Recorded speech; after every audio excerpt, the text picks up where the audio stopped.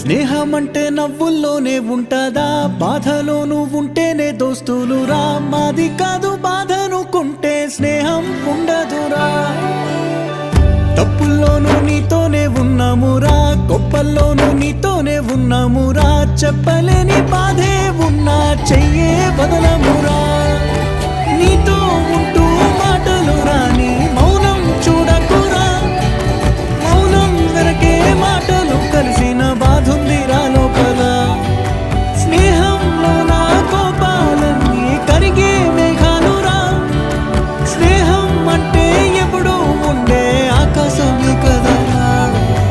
అల్లుకున్న తీగతో కలుసుకున్న కులం, స్నేహమన్న మాటలో ముచ్చటైన ముకురం.